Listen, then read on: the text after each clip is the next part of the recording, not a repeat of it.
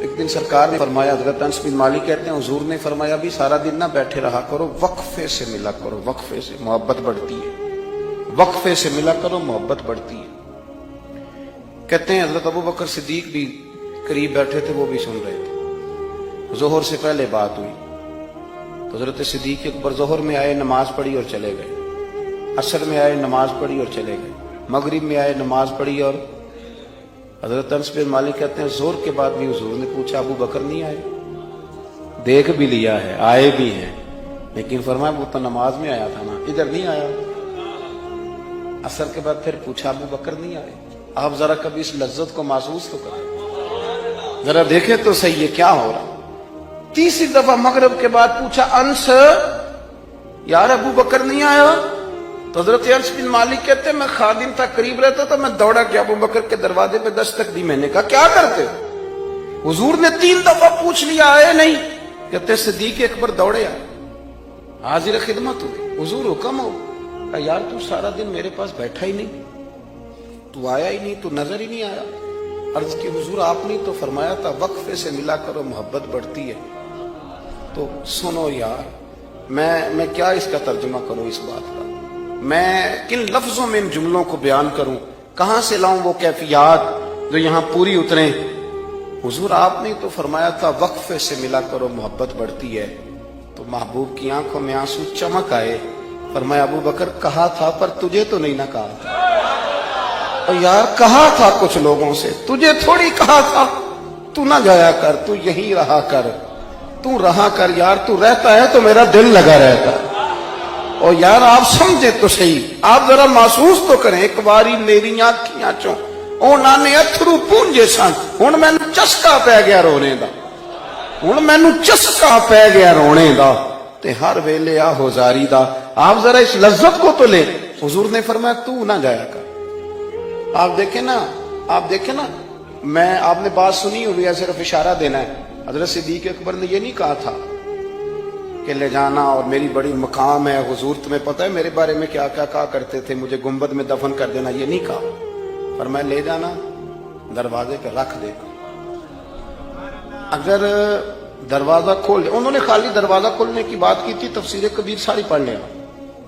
اگر دروازہ کھول جائے تو دفن کرنا, ورنہ جنت البقیع میں. فرمایا میں اس پہ بھی راضی ہوں, جنت البقیع میں دفن کر دینا.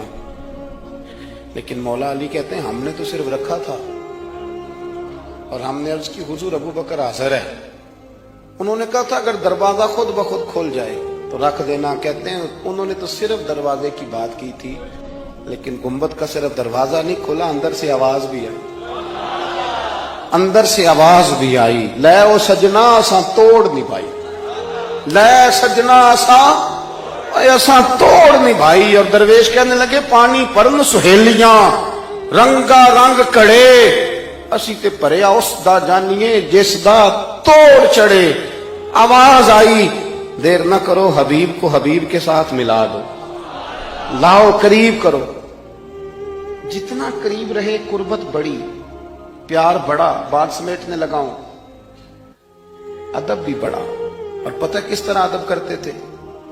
حضور صلی اللہ علیہ وسلم تشریف لے گئے ایک کافر قبیلے کی صلح کرانے. فرمایا دیر سے آیا تو اثر پڑھا لینا.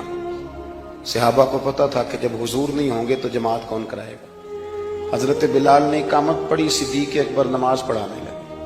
حضور تشریف لے آئے, لوگوں نے ہاتھ پہ ہاتھ مار کے حضرت صدیق کو بتایا کہ آ گئے ہیں حضور. اللہ کے محبوب کے لیے رستہ بن گیا, نماز کے بیچ میں رستہ بن رہا ہے. صفیں توڑ رہے ہیں صحابہ, حضور کو رستہ دے رہے ہیں. صفیں ٹوٹتی رہیں پر نماز کسی کی بھی نہیں ٹوٹی.